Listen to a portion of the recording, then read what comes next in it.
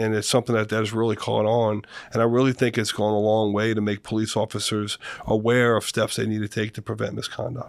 So I want to try and apply that to business or everyday life, right? And correct me if I'm wrong, it's the concept of if something bad is happening and a group standing around, no one's going to move because they think someone else ought to do it. Yes. And it happens a lot in the business life too. You send a group email saying, hey, why isn't this done?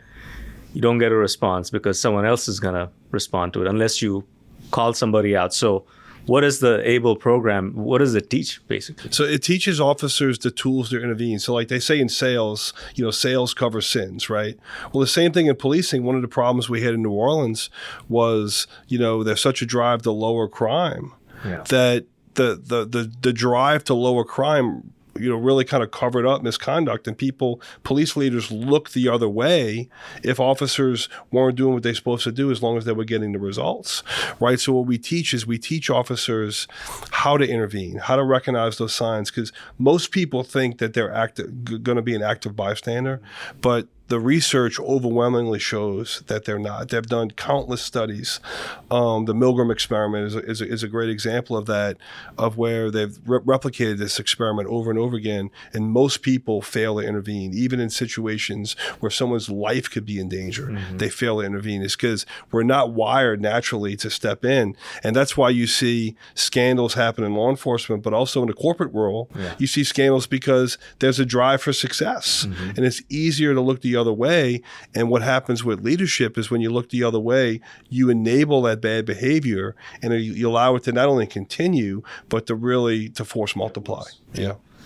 And so we talked about accountability, and I heard something this morning we were in a meeting where accountability is a gift. You don't hold people accountable. You let them have accountability. Yes. Right. And then they own it themselves. What's the role of technology in accountability? And because we're talking about body cams and streetlight cams, and I've been in cities where they have cactus cams, yes. and the citizenship is always against these things, but they also want you to stop crime.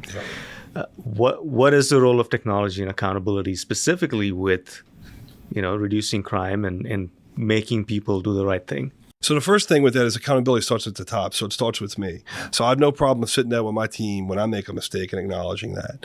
But in law enforcement, you mentioned you messaged all of the different cameras we have.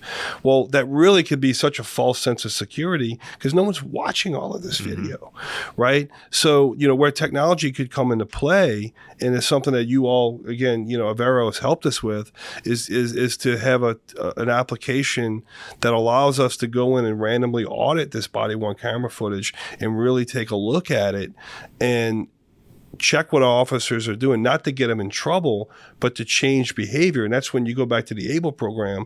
It's not about getting people in trouble. It's about changing behavior so these bad habits don't continue, which could ultimately cause an officer to lose their job or, worse, maybe go to prison. And so that's what we're trying to build here in a profession. What you're seeing now with generative AI is the ability for AI now to start taking a look and maybe watching hundreds of hours of body-worn camera video, or thousands of hours of video, and telling a human should go watch this video. Because you may have, you take an average call for service that we have, you may have 4 officers on the scene for an hour. Well, that's 4 hours of body-worn camera somebody would have to watch. Not really feasible, right? So how can technology continue to allow, for us to be more efficient? And then if we see something, in that video that's a problem, we fix it right away before the officer even gets in trouble. It doesn't even need to be a disciplinary issue. Yeah. It just could be say, hey, we saw this, don't let it happen again. And if it continues, then it becomes discipline. So, Paul, let's talk about, we mentioned 45% drop in crime and only 5 murders this year, knock on wood. How are you guys tracking these stats? Like, what's the mechanism? Because I know we've helped you pick a records management system. Prior to that, you had 3 or 4 different ones. Again, in the absence of a specific source of truth, How are you guys tracking this? So that's a great question. So, we have a new RMS system that's going to be coming online, a records management system that'll be coming online. But, we're still tracking using our legacy systems. But some of the data that I want to track, we're still tracking in a very analog way, right? Like the number of, people who have been shot. Like our system will only allow us to track the number of shooting incidents that we have. So if we have, one shooting incident with 3 people shot, now we don't have those here, right. but we could, right? We want to be able to track the number of victims. Mm-hmm. And so we're tracking some of those things, we really kind of going in and tracking manually. But one of the things that I found, if the boss wants something to be done, like they're going to figure out a way to make it happen. Right. So some of these things, we're going in manually and making sure that we're hand counting. And the beauty of being in a city like Knoxville with violent crime being so low is we can hand count incidents of crimes at like under 100, right? Yeah. If we have 45 non-fatal shootings, we could go in and hand count those. A lot harder when you're talking about car burglaries and other things like that. Eventually, when we get our new RMS system online, our data quality is going to be much better. But like when I first came in, very concerned with the data quality. That's why with some of these incidents, we actually hand count every week. Yeah, and I think you as you bring that system online, a big part of that will be cleaning up the data. So your analytics and you're talking about doing AI-enabled stuff as much as possible. But if the boss values it, it'll get done right. Yeah. And I think that's what, like when I came in, I was very, very concerned with our data quality. And we put an emphasis on making sure every day now, Monday through Friday, we sit down at 9 a.m. with the team and we go over every crime that occurred in the last 24 hours. And now we have that down. We could do that in about 20, 25 minutes. But part of that is for situational awareness. But the other part is to really make sure our data quality is right. Because if a car is stolen, but it turns out it's been towed, we need to go back and correct that. Right. Or if we missed a car that was stolen, we didn't get it right, we need to go back and fix it. Yeah.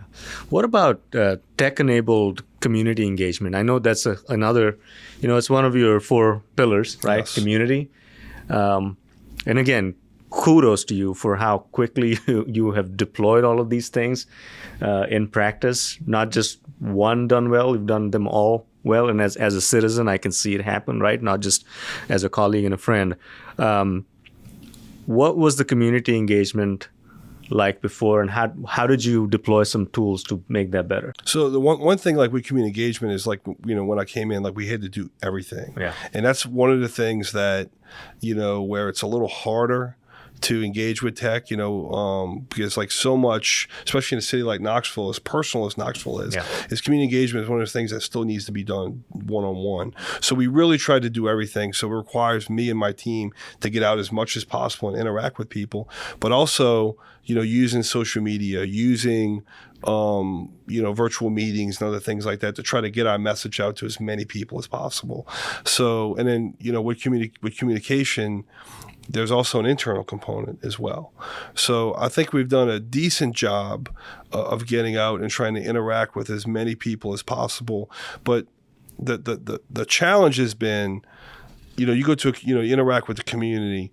They're not really interested in getting a lot of like crime statistics. It's really, how do you involve them in the process? So we've used online surveys. We've tried to really get as much information to the community, but also try to collect as much information from them as well. So I don't know if that quite answers your question, but it's one of those things where, you have to hit at every level and you have to be good at it at every level.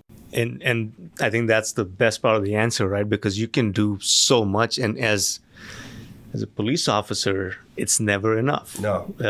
And I don't think that's why you do it, to make it enough, but so many avenues through which your work gets questioned. And the challenge is too, AV, I think the bigger challenge in this business, and maybe in yours as well, is the audience tends to be the same. Like we could have, I kind of say this jokingly, we could have a meeting on Christmas Eve and like the same people are going to come out. Yep. So how do you get outside of that circle? Because if not, what happens, it becomes an echo chamber, right? Like you got a core group of people that love what we do no matter what. And you have a core group of people that hate everything we do, no matter whatever it is. But how do you get into that 90% in the middle? And I think that's the big challenge we have right now is how do you engage with that 90% that really is not really worried about what we're doing because they don't have a problem in their neighborhood. And that's why we try to get out and walk and talk to people. We try to engage with people we normally would not interact with. Like, we are trying to build a podcast. Because it's another means to communicate. But one thing, I do a small segment on all 3 of the major TV channels. And this is something that's just, I am so fascinated with this. I'll go on TV and, we do an Ask the Chief segment. We'll do a couple minutes of Q&A. And people will see me all the time. They're like, man, I saw you on TV. I love what you did on TV. Then I'll ask them, what did I say? And they never know, but they loved it.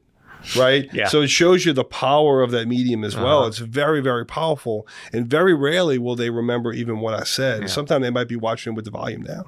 But they see you on there, and that seeing you, gives you validity. And I think it really helps build trust. So, but like the important piece of that is try to hit as many venues as you can. And the perception, right? Again, you see someone in a uniform walking around, depending on what news you've been watching and what newspaper you've read, they color you in a certain way. And so I think getting out to the public and telling your own story and your philosophies is great. And just being accessible as well. So, I was in Trader Joe's on Sunday, and I'm running in before NFL comes on to get some snacks and stuff to get ready for football.